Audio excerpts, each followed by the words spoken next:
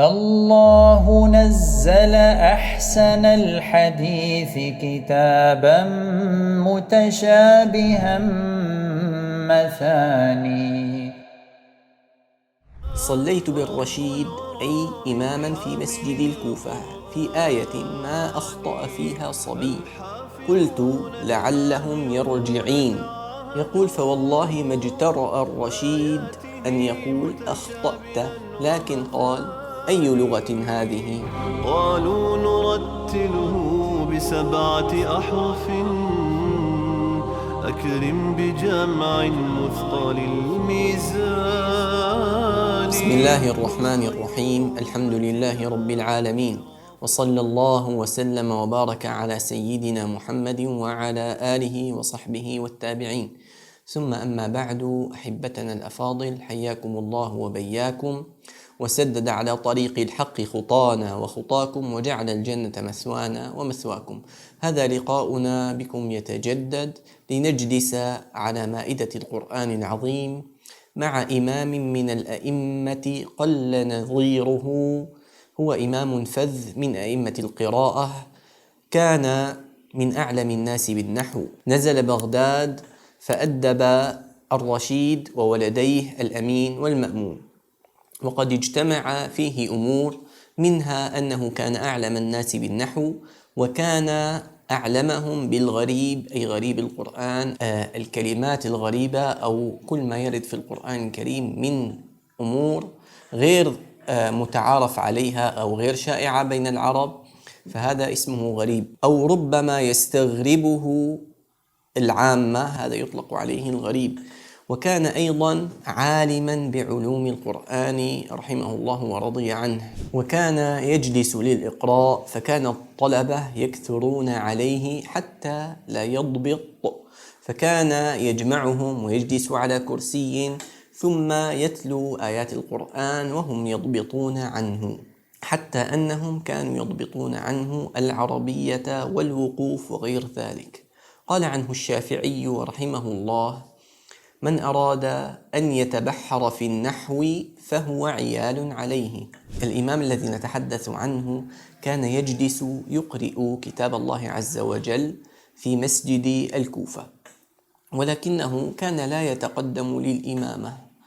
فحدث يوما أنه كما يروي لنا جاء هارون الرشيد وهو خليفة وأمير المؤمنين، فصلى بمسجد الكوفة، فقدم الإمام للصلاة بالناس، فقال رحمه الله: صليت بالرشيد أي إماما في مسجد الكوفة.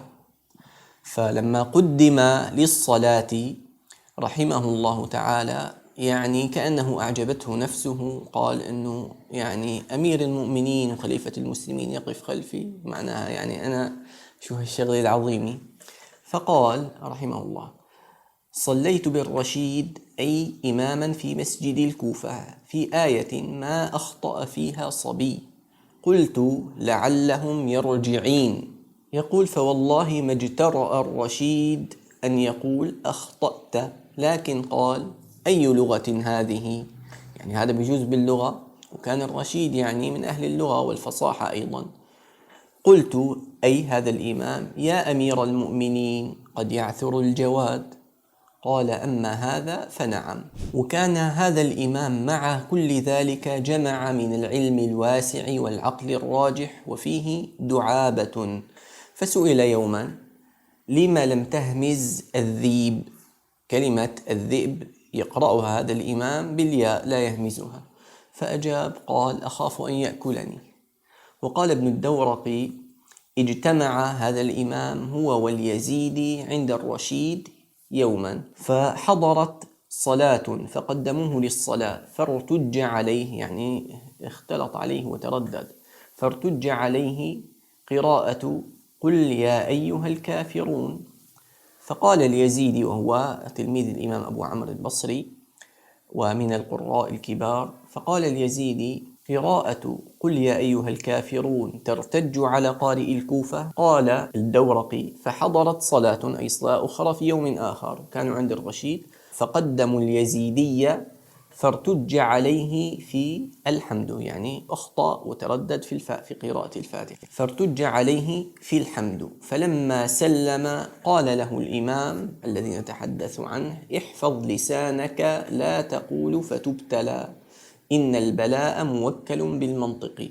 فهل عرفتم عمن نتحدث؟ إنه الإمام العلم علي بن حمزة ابن عبد الله ابن بهمن ابن فيروز، مولى بني أسد، أبو الحسن الأسدي الكوفي المعروف بالكسائي، شيخ القراء والنحاة. بل إنه لو طالعنا كتب التراجم التي تتعلق في طبقات القراء لن نرى فقط مشيخة تتعلق بالمحدثين ومشيخة في القراء، بل هناك مشيخة للغة العربية. فكان الإمام الكسائي ممن عرف بذلك.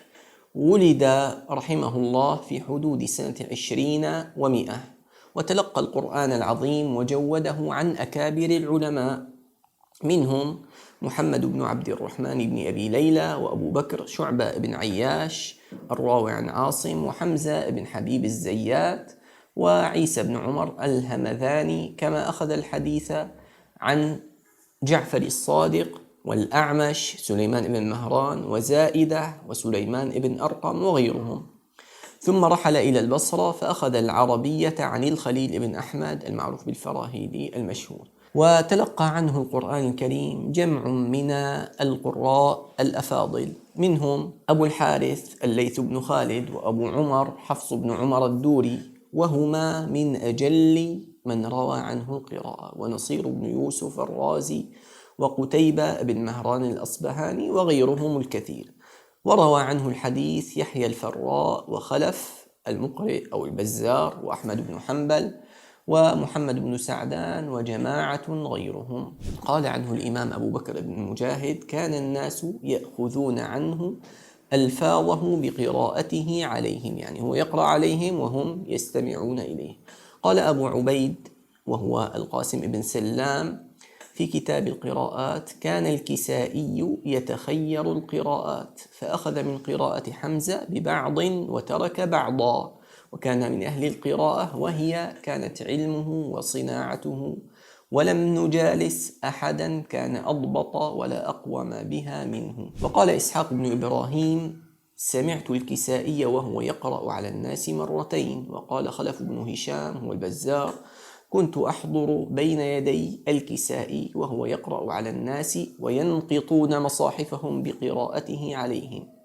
وقرأ الإمام الكسائي على حمزة الزيات القرآن 4 مرات. وقال موسى ابن عبد الرحيم: سألت الكسائي عن نسبته، يعني أنه يسمى بالكسائي، فقال: أحرمت في كساء، يعني أحرمت إلى بيت الله بالحج أو العمرة في كساء. وذلك الأمر أيضا ذكره الشاطبي في منظومته. وقد صنف الكسائي أي ألف عددا من التصانيف في علوم القرآن وغيرها، ومن أشهرها كتاب معاني القرآن، وكتاب القراءات، وكتاب العدد، وكتاب النوادر الكبير، وكتاب النوادر الأوسط، وكتاب النوادر الأصغر، وكتاب النحو، وكتاب العدد واختلافهم فيه، وكتاب الهجاء، وكتاب مقطوع القرآن وموصوله، وكتاب المصادر، وكتاب الحروف وغيرها. والإمام الكسائي انتهت إليه مشيخة القراء بعد حمزة الزيات في الكوفة، لكنه مع ذلك نزل الشام وأقرأ بها، ولعله أقرأ في مسجد دمشق المعروف اليوم بالجامع الأموي. وممن قرأ عليه ممن مر معنا عبد الله بن ذكوان الذي روى القراءة عن أيوب بن تميم عن يحيى بن الحارث الذماري عن ابن عامر رضي الله عن الجميع. مات الإمام الكسائي بقرية رمبويا من عمل الري سنة 89، وقيل إنه عاش 70 سنة. ولما مات الإمام الكسائي وفي نفس الوقت مات الإمام محمد بن الحسن الشيباني صاحب أبي يوسف تلميذ أبي حنيفة، قال الرشيد: دفن الفقه والنحو بالري. رحم الله الجميع ورضي عنهم، وإلى أن نلقاكم في لقاء آخر نترككم في رعاية الله وحفظه، والسلام عليكم ورحمة الله تعالى وبركاته. الذكر الذي يسقي القلوب حلاوة